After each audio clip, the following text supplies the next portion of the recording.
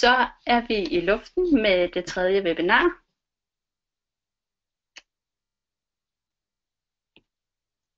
Og det handler om backoffice. Og vi tager udgangspunkt i de ønsker, som I faktisk har sendt ind i forhold til det her webinar. Jeg kunne godt tænke mig at vide, inden vi går i gang, om chatfunktionen virker. Så er der ikke en af jer, der lige kunne prøve at sende mig en besked.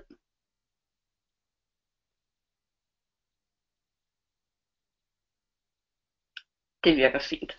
Perfekt. Super. Jamen, så kører vi. Det, som jeg har haft på ønskelisten, det er det, I kan se her. Vi skal ind og se, hvordan tegner du en ny distributør op, hvordan opretter du en ordre, hvordan opretter du en autoship. Vi skal kigge på, hvor I finder de tidligere webinarer, hvordan I ser jeres GBU, hvordan I ser kontaktoplysninger på jeres downline. Det er dem i sponsorlinje. Hvordan I ser, hvem i netværket, der er sponsor til hvem. Hvordan I ser jeres upline. Hvordan man kan gøre kolonnerne bredere eller smallere. Og hvordan man egentlig lige kan gennemgå startpakken, inden man tegner en person op. Og jeg lukkede ligesom for ønsker her for et par timer siden, så det er det, jeg har lavet klar til jer.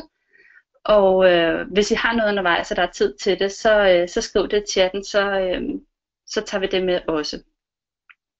Det vil være en fordel, at I er på lige nu fra jeres telefon, fordi så kan I samtidig sidde selv og navigere rundt i jeres backoffice.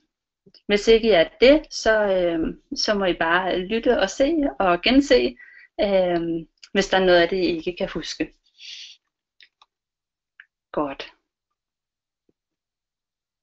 Nu skal jeg have den til at skifte her. Så vil jeg gerne lige sikre mig, at præsentationen også skifter, fordi det skete jo faktisk på vores andet webinar, og det gjorde den ikke, selvom den gjorde det på vores skærm. Så kan I lige bekræfte, at I har fået et nyt billede op nu.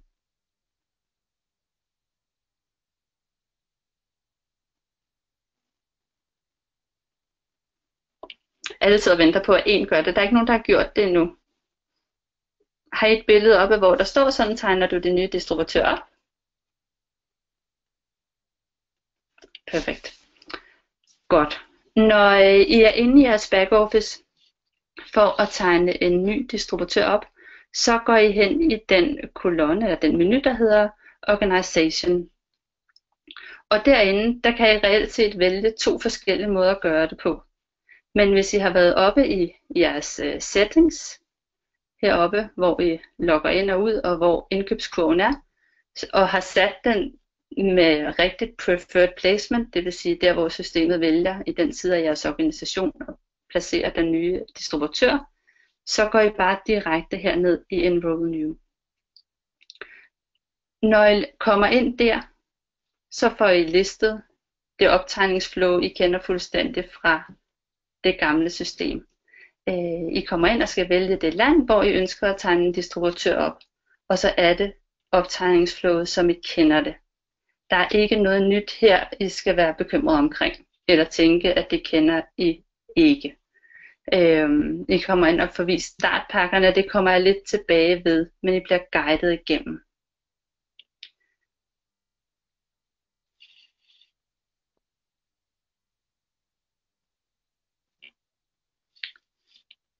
Grunden til, at jeg ikke går ind real time lige nu, det kunne være, at jeg skulle have givet den information fra start af, det er simpelthen fordi, at der ligger personlige oplysninger inde i backoffice. Og når vi laver de her videoer og optager dem og lægger dem ud, så bliver det jo tilgængeligt for alle. Så det er for at beskytte det data, der ligger derinde. Så lige nu får I egentlig bare skærmbillederne og en guidance til, hvordan navigerer I så videre rundt derinde. I stiller alle de spørgsmål, I gerne vil. Jeg har dem herude i siden, så gør gerne det undervejs. Der har været bedt om, at der blev gennemgået, hvordan vi bestiller en ordre, og man må ikke lade sig narre af overskriften på menuerne. Vi har den, der hedder Orders herovre efter Autoship. Det, der ligger inde under den fane, det er alle de ordrer, man har lagt allerede. En ny ordre, den lægges over i det, der hedder Store. Og herover der kan man vælge at gå ind under alle produkterne. Man kan gå ind under Winfit specifikt, man kan gå ind under hudpleje, skincare, kosttilskuddene, plastrene. Det er også derindefra, man køber sin maintenance pakke. Ja.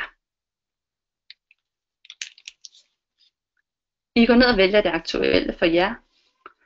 Og så kommer I videre over på det produkt. I går ind på det specifikke produkt. Og så kan I simpelthen sige hernede, add to cart. Og så ryger den op i den lille indkøbskurv, der er ud for jeres navn. Når den ligger der, så klikker I ind på kurven. Trykker på checkout. Så skal I indtaste kortoplysningerne. Og så I er først igennem flowet, når I har fået en bekræftelse. Det vil sige, selvom jeg har tastet kortet og siger confirm, så kommer I til en side, hvor I skal bekræfte prisen, før I er igennem. Oppe i hjørnet af den her lille indkøbskurv, der står today's order. Det betyder, at det er en ordre, der ryger igennem i dag.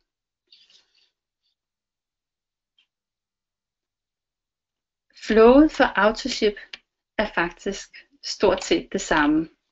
Forskellen er dog, går vi lige herover, I går stadigvæk ind i store, I går ind og trykker på det produkt, I nu engang vil have på jeres nyoprettede autoship, og så kan I se, det der egentlig sker herover i det lille billede, det er, at der står egentlig autoship order i stedet for today's order.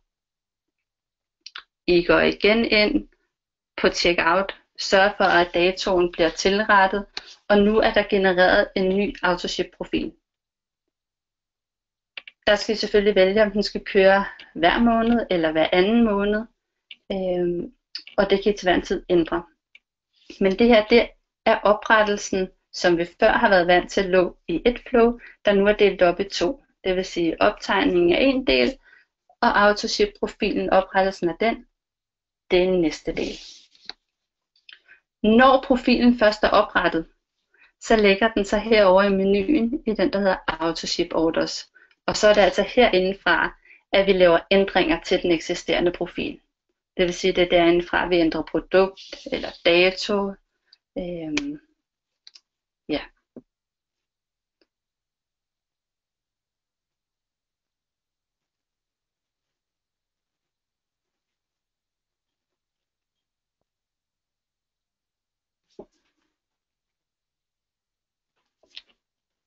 Jeg skal lige høre, er der nogen, der har problemer med lyden?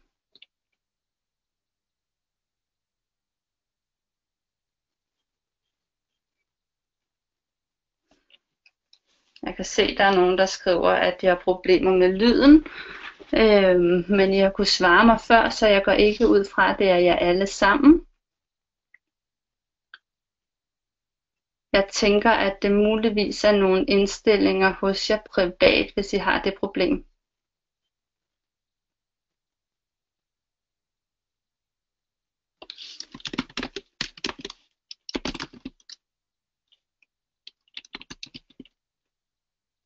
Nu prøver jeg lige at gøre sådan her, så ser vi lige, om der er nogen, der har brug for hjælp til det. Så må jeg lige svare dem den vej rundt, at det er noget, de selv skal indstille.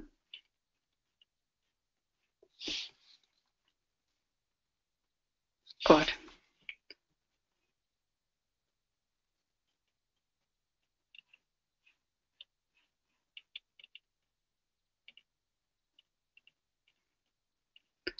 Autoship-profilen, det har vi jo også fået i der har vi jo fået en rigtig fin opfølgning til den. Hvordan vi simpelthen kan gå ind og se de autoships, som ligger frem i tiden.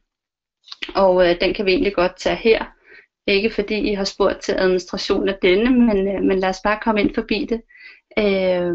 Det I gør, det er, at der går I ind i Organization herinde.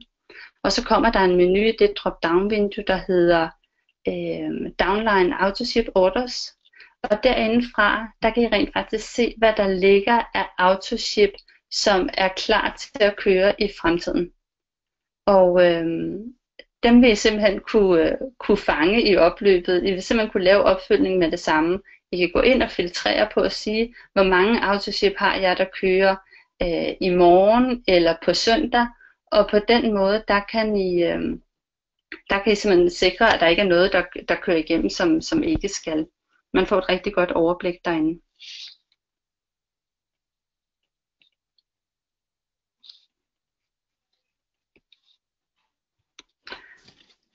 De tidligere webinarer, jamen de webinarer, vi kører her som påskeæg, de kommer til at ligge inde på en YouTube-kanal, der er oprettet, og linket til den ligger inde i vores Facebook businessgruppe.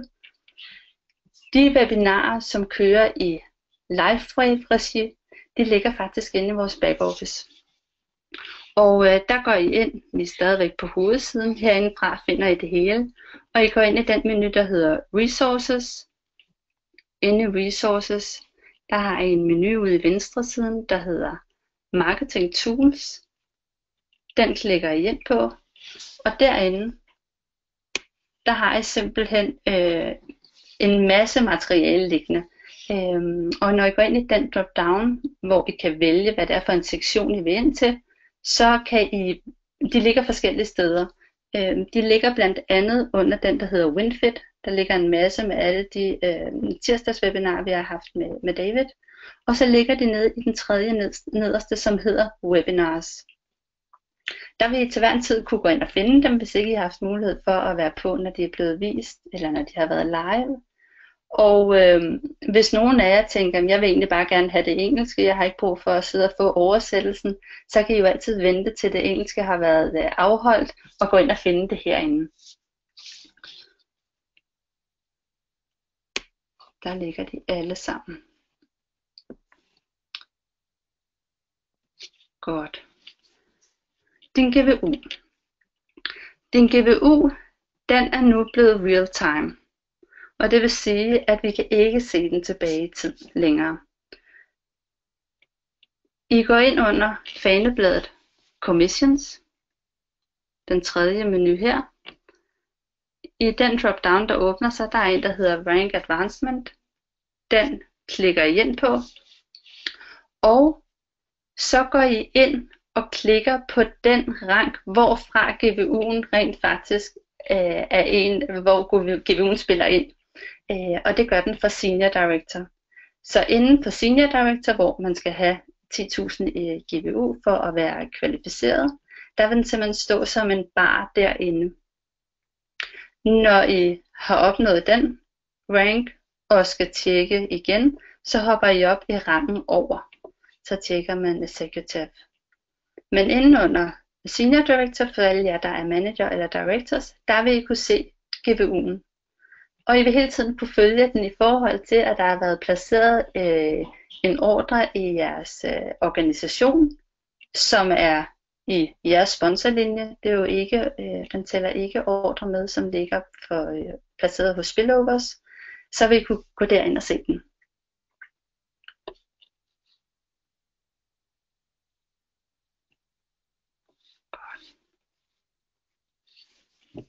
Denne her, den er også lidt anderledes, end I kender den, fordi det er sådan nu, at vi kun kan finde kontaktoplysninger på vores downline i sponsorlinje.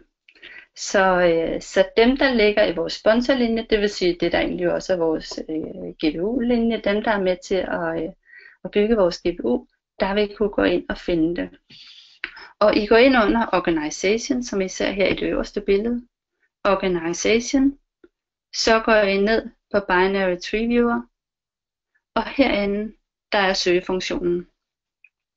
I søgefunktionen, nu har jeg søgt på Nana, så får jeg alle dem frem i min organisation, som hedder Nana. Når jeg så har valgt hende, som jeg vil ind og finde noget på, så trykker jeg hernede i listen lige under, og så får jeg hende op herover. Der vil jeg kunne se Graphical Downline med hende som den øverste liggende her. Nu har vi ikke hele billedet vist, men der ligger hun. Og så vil jeg kunne trykke View Profile. Når jeg trykker View Profile, så får jeg det her billede op. Og der får jeg faktisk alle de data, som er interessante for mig at kende. Jeg får telefonnummer, jeg får mailadresse, og rigtig, rigtig smart, så får jeg nu også login name. Og det vil sige, har vi en downline, som måske ikke har handlet i en periode, eller som har glemt deres login, så kan vi faktisk hjælpe dem med at få det. Så kan det også være, at de har glemt deres kode, og så må de jo lige trykke på glemt kode, og så får de tilsendt det på mail, hvor de bliver nulstillet og kan logge ind igen. Men herinde, der kan vi faktisk se deres login name. Det vil sige, at vi kan lynhurtigt finde ud af, bruger de deres distributørnummer, eller har de selv fundet et individuelt navn, som de bruger til at logge ind med. Vi kan også se herovre under placement. Det er ikke sådan helt en. Det er ikke det, Christina, der engang gav mig på sådan. Pernille? Ja? Du er røget med ind over. Kunne du ikke lige mute dig? For Helgoland, jeg muter. Det er godt. Hvad hedder det? Der har vi placement, det vil sige, hvem er den egentlig placeret under. Ikke for, det vil sige rent organisatorisk, hvor ligger den så helt praktisk i organisationen. Og nedenunder, der står simpelthen, hvem er sponsor til den her person, og så hvornår de er kommet ind i LiveWave. Så det her, det er selvfølgelig også et sted at finde sponsor på sin egen downline i sponsorlinje. Så er det jo faktisk rigtig interessant også at kunne finde ud af, hvem er sponsor på alt vores spillover. Det gør vi på en anden måde. Fordi når vi skal finde ud af, hvem der er sponsor på samtlige distributører i vores netværk, så går vi ind under organisation, ned under New Distributor List. Så får vi listet alt det, der er kommet ind real time. Så skal vi simpelthen ind og bruge søgefunktionen. Så vi åbner søgefunktionen og søger på det for- eller efternavn, som vi nu gerne vil vide. Her der har jeg søgt på Hansen, og det vil sige, at nu får jeg listet, herover får jeg listet alle dem i min organisation, som hedder Hansen. Går jeg så helt ud i højre siden, så kan jeg faktisk se godt den her Hansen, der ligger her. Hvem er enroller? Hvem er sponsor? Så herinde der får I altså et lynhurtigt overblik over, hvem er det, der har tegnet denne her person op. Giver det mening? Godt. I kan jo også filtrere på alt muligt andet herinde. Hver gang I ser denne her lille trakt, så kan I klikke på den. Så får I åbnet det her lille vindue, hvor I simpelthen kan skrive jeres søgekriterier. Så kan I filtrere. Det er vigtigt lige at huske, hvis I har lavet en søgning, lad os sige på efternavn, og I også ønskede at lave en søgning på, nu vil jeg gerne se, hvem er kommet ind på en bestemt dato, så skal I lige over og clear den første søgning, så ikke den går ind og skal søge på begge dele. Men det er super smart, og det kan give et lynhurtigt overblik. Jeg synes, det er en fantastisk funktionalitet.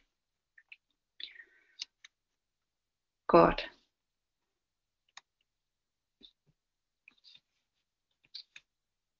Sådan ser du din upline.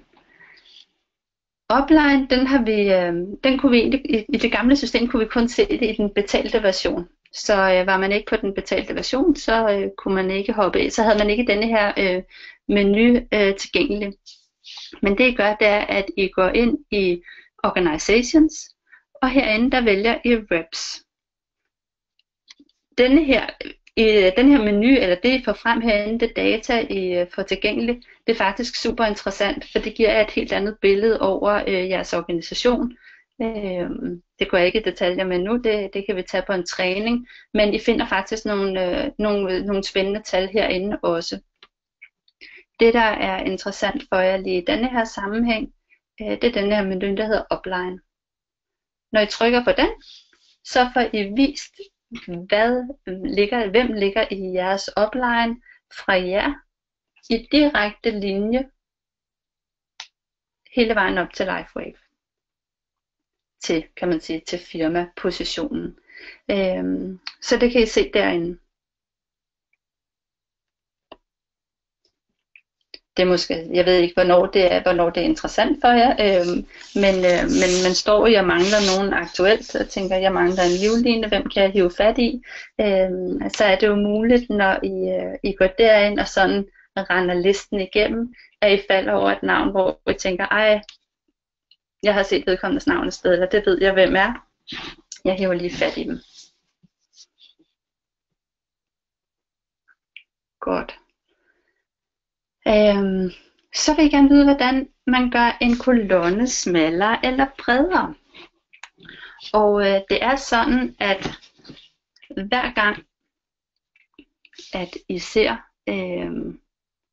de her skilterum, det gælder ikke op i hovedmenuen, det gælder herinde i datapræsentationen. Når I ser et skilterum, så sætter I jeres mus, jeres cursor på den.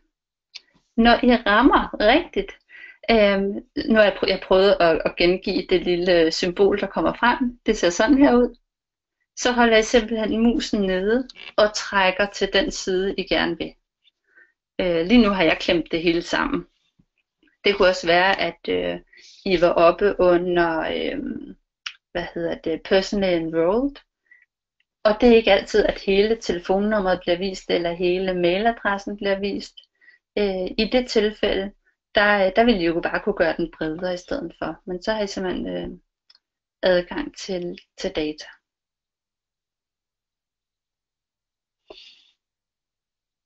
Jeg løb det faktisk igennem, da jeg stillede deres spørgsmål. Jeg kan ikke se, at altså de steder, hvor man har behov for at kunne gøre den smallere eller bredere, der er det muligt at gøre. Jeg er faktisk ikke faldet over et sted, hvor man havde behov for at gøre det, hvor det ikke var muligt. Så hvis I falder over det, så giv mig lige besked om det.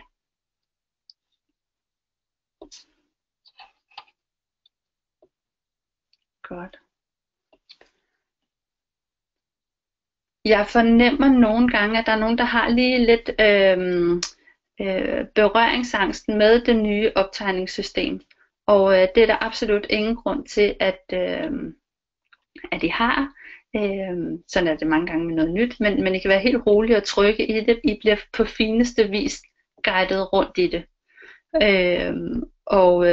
Skulle der ske det, at I er for hurtigt med et eller andet, så er kundeservice kun lige et opkald væk, og de er super søde til at hjælpe med at rette op, hvis man får lagt noget forkert i kurven, eller man har behov for ændringer. Så det skal I ikke være så bekymret for. Men som jeg viste jer før, så hopper I op i forhold til Enroll New. Så kommer I ind i det her billede, hvor I skulle vælge land.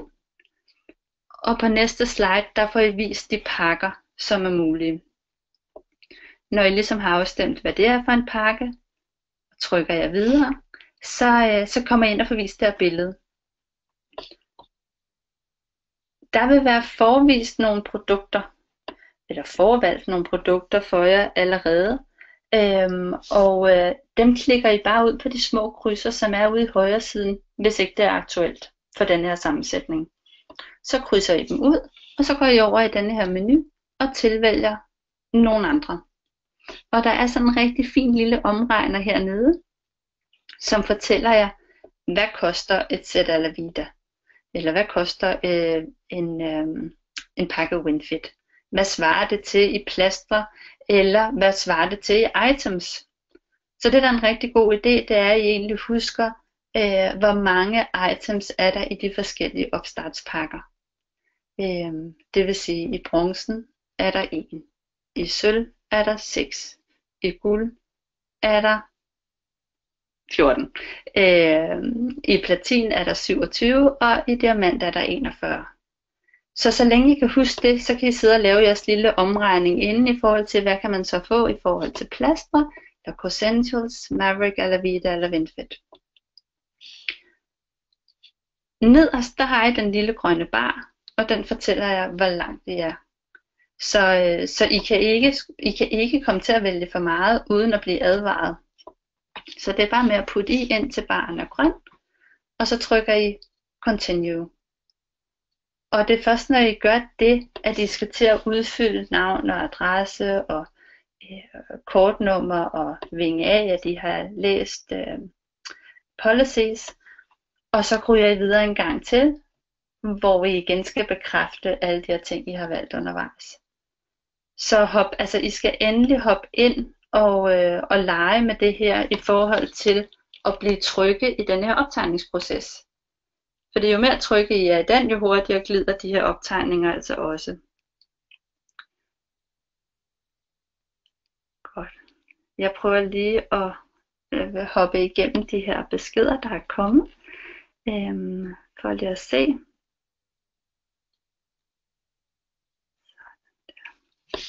Super.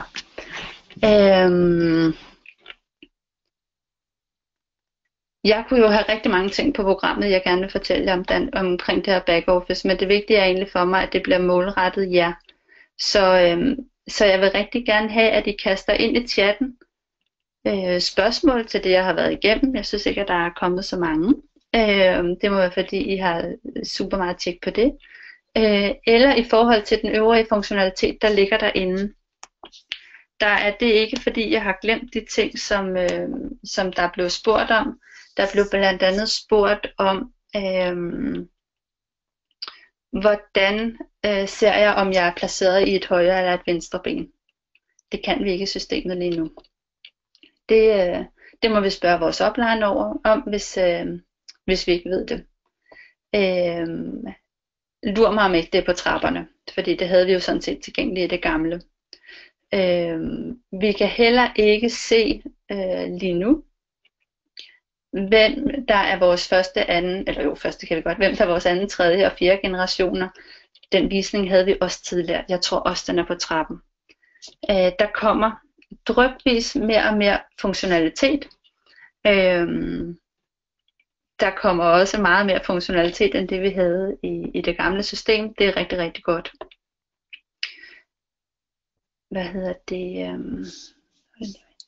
Blandt andet så er der kommet, og det letter processen for mange, hvis man sidder og gerne vil tegne et firma op, altså nogen som har et CVR-nummer, så ligger det allerede nu i enrollment-processen, at man simpelthen skriver deres CVR-nummer. Og når man har skrevet det og kører ordren igennem, så har den allerede fjernet momsen. Så vi undgår simpelthen den proces, vi havde tidligere med, at der skulle sendes noget over til Irland.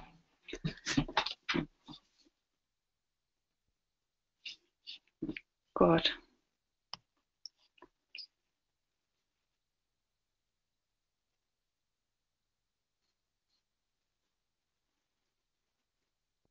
Ja, så var der denne her. Har vi nogen statistik eller indlejrede statistikfunktioner? Det har vi ikke lige nu. Man kan sige, at det målbare og dynamiske, som ligger nu, det er i forhold til de ranks, som er, hvor langt fra man egentlig er i forhold til at nå den.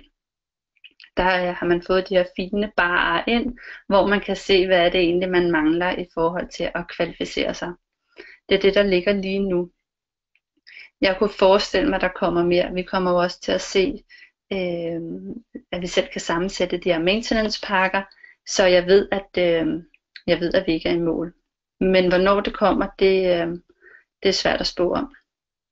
Vi vil gerne have det, vi vil gerne vente med at have det til det virker 100%.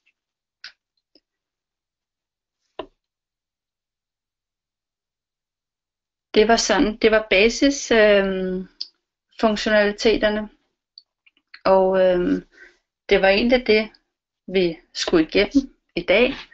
Hvis ikke I har nogen spørgsmål, så runder vi af her, men jeg havde egentlig forestillet mig, at I gerne ville høre noget mere.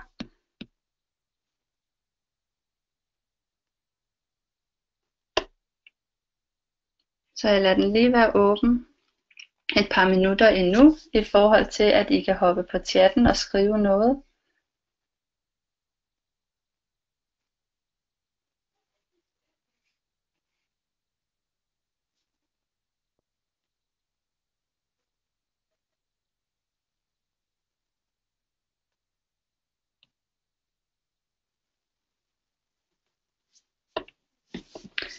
Jamen prøv at høre, altså så er I jo sådan set superbrugere. Der er ikke, der er ikke noget, I kommer op med, som vi ikke har i de her slides. Så I må bruge det på efter bedste evne. Øhm, og så bare kaste jer ud i det. Og dem, der ikke var med på webinaret her i aften. Jeg kan ikke se dit spørgsmål. Nå. Nu tager vi bare spørgsmålene. De kommer så her på Messenger i stedet for. Der bliver skrevet.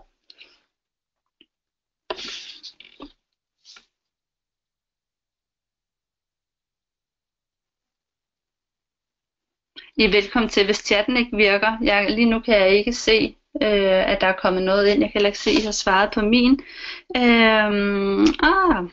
Vi skal snakke om volumes. Okay, godt. Hvad omkring volumes vil du gerne vide, Dorte?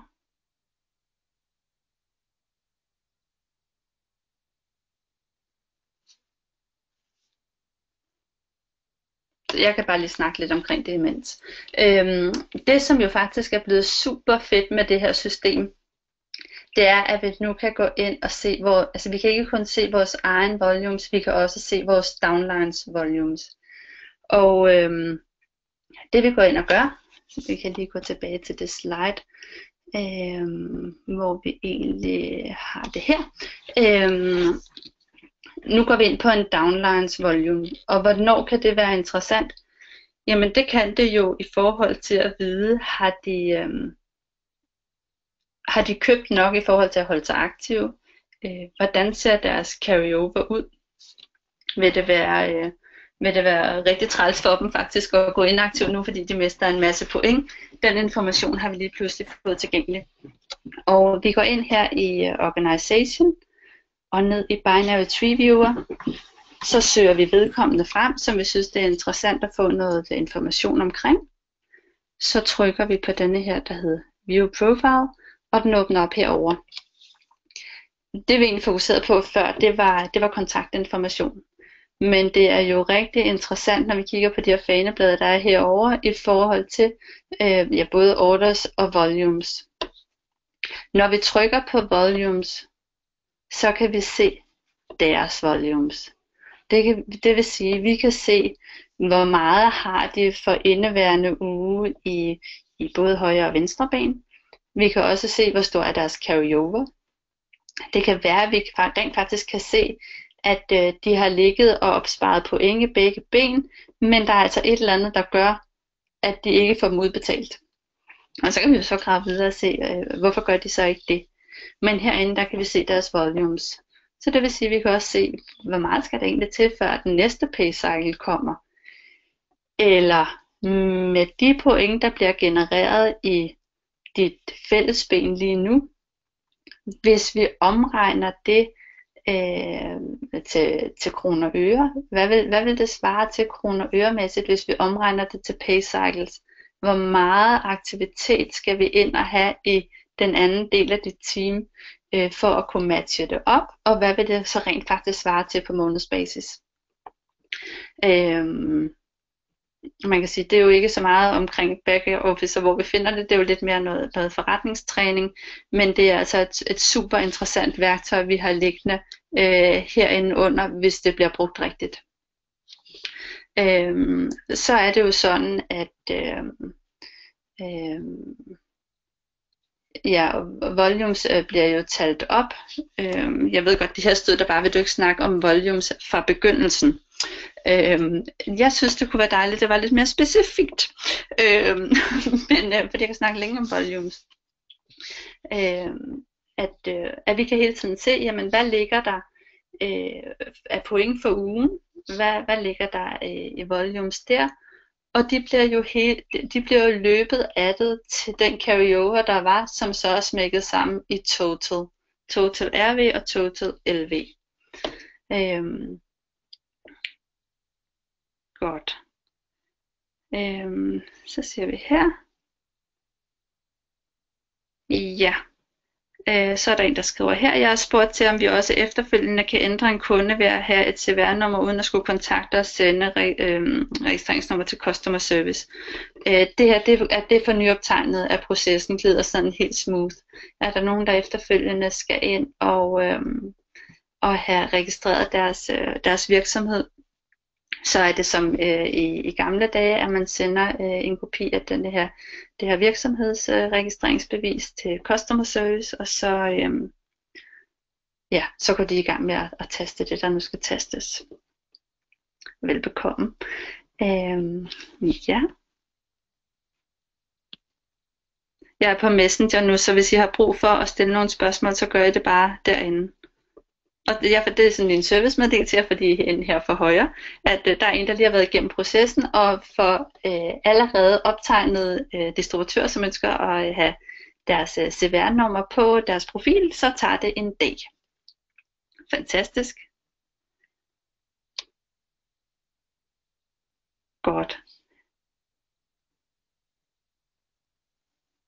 Jeg giver den altså lige et par minutter mere, hvor I lige kan byde ind med nogle emner.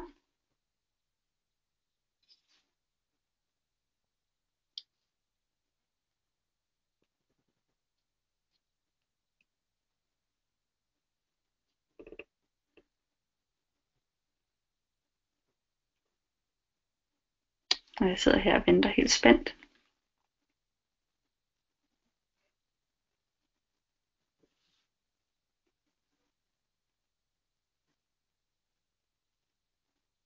Ja, men nu er vi på. Jeg kan lige så godt give jer noget andet information, fordi faktisk så var der også en, der skrev, det var kun fordi det ikke var så specifikt, at jeg ikke tog den med, men som faktisk skrev,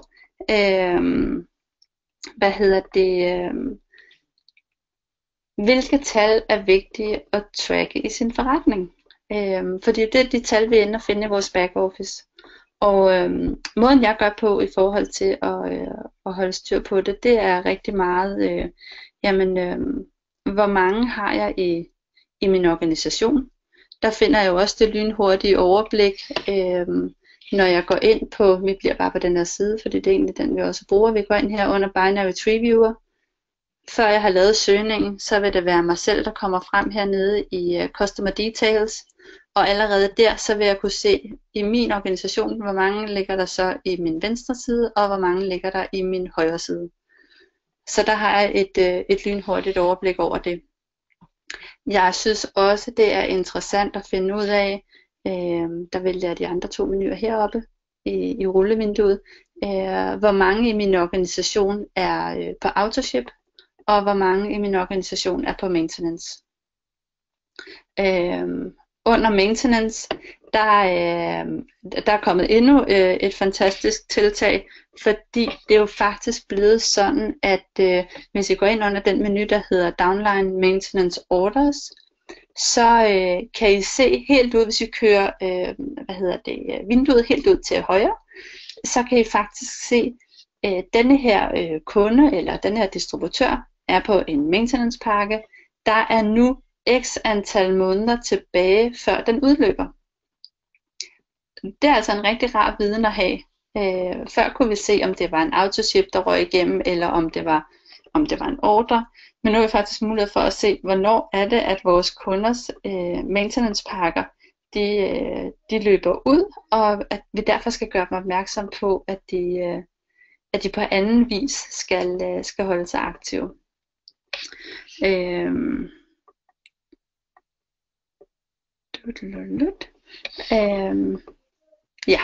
det kan man se der. Så kan man jo se, hvor mange der er tilbage af de her trickle orders, hedder det. Det hedder det, når det egentlig er 0 orders, som egentlig blot genererer point. Det finder I under Downlines Maintenance Orders. Så står der her, kan man lave en prøveoptegnelse uden at skrive navn og så videre på en kunde, så man kan finde en pris, inden man optegner. Ja, det kan du godt. Altså man kan sige, man kan altid lave en test. Og det vil sige, man kan jo egentlig bare skrive Karen Nielsen testvej 8, 4600 Køge, et eller andet, køre noget fiktivt data igennem, taste sit kortnummer, og alt det her sker jo efter I har sammensat pakken, taste kortnummeret, godkende policies, tryk confirm, fordi det I bekræfter, det er ikke købet. Det I bekræfter der, det er alene oplysningerne. Når I så kommer hen på næste side, så står der, hvor det her skal sendes til. Hvem er distributøren? Hvilken adresse skal det sendes til? Hvilket kort skal pengene trækkes på? Det er også først der, I vælger forsendelsesmetode og pris. Og der skal I trykke confirm. Så det er først, og der er prisen vist, den samlede pris for optegningen. Så det er først ved den confirm, at den rent faktisk går ind og trækker for kortet. Derfor kan I godt køre den igennem inden. Det jeg egentlig selv gør, det er, at jeg husker bare priserne. Forstået på den måde, at jeg tager egentlig altid udgangspunkt i kurs 7. Så er der selvfølgelig lidt afvigelser. Så jeg har det sådan, jamen det koster omkring 2800 for en sølvpakke. Det koster omkring 4500 for en guldpakke. Det vigtige for dem er jo niveauet. Og når vi så ender og taster den, så får vi selvfølgelig det eksakte antal dollar, der vil blive hævet. Og så kan man jo, hvis man vil være helt præcis, lige smutte ind på valutakurser.dk og lave omregningen. Men ellers så kan man sagtens lave en prøveoptegning, hvor man går ind og finder prisen. For det kan jo også sagtens være, at man ikke kun skal have en standardpakke, men at man rent faktisk ender med at købe en guldpakke plus et add-on, og så er det selvfølgelig rart at kende den specifikke pris.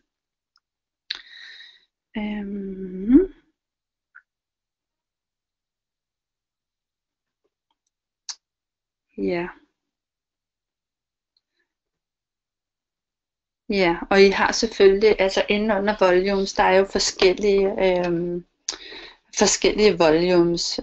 Der er jo både en LV og en RV, altså jeres left volume og jeres right volume. Og så har I en total volume for dem begge, som også er en real time. Det er jo summen af jeres left volume for ugen, og så er jeres left carryover. De to er lagt sammen, det er jeres total. Og det er jo hele tiden ud for total, at den går ind jo i real time og beregner jeres pay cycles. Så har jeg også en personal volume, det vil sige, det er jeres egne køb. Det er jo sådan, at point over 110 personlige point over 110 per måned, det bliver jo tillagt jeres svage ben. Og der kan I også se derinde, at den egentlig går igen 4 gange, og så ændrer den sig i forhold til det næste køb.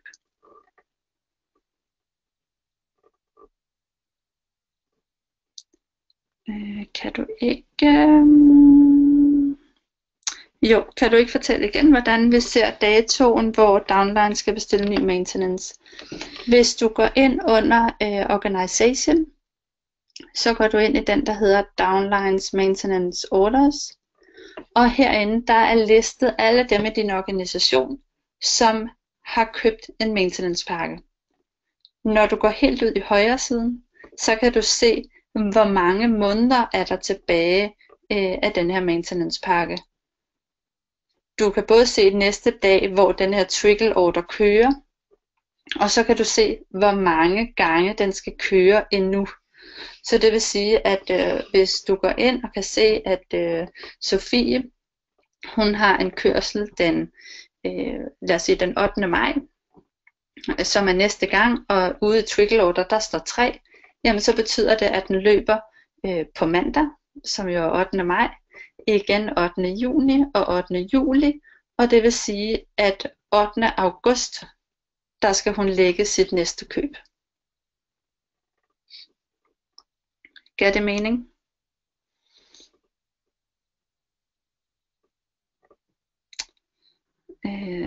Super.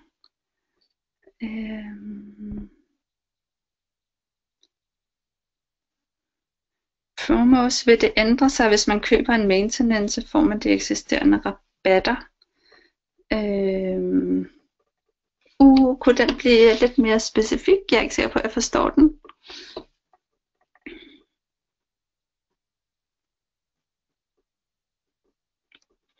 Der bliver tastet. Jeg venter. Og vi kommer i mål med den der. Nå, så fandt de på noget, kan jeg se, der bliver skrevet forskellige steder.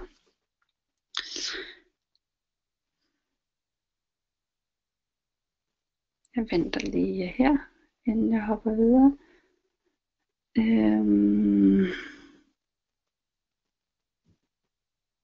Okay, hvis den første generation er i mit fællesben, har en, der er tegnet op i hans fokusben, kommer point så stadig ind i mit fællesben. Ja, altså alt det, der ligger i din, lad os nu antage, at dit fællesben var et højre ben. Så alt det, der foregår i det højre ben, uanset om det ligger i din downlines fællesben i højre benet, så er det stadigvæk dit fællesben, og det vil sige, at alle point bliver tillagt din højre side. Super.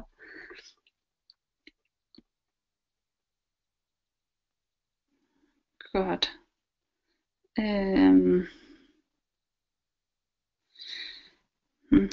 Hvad står der her?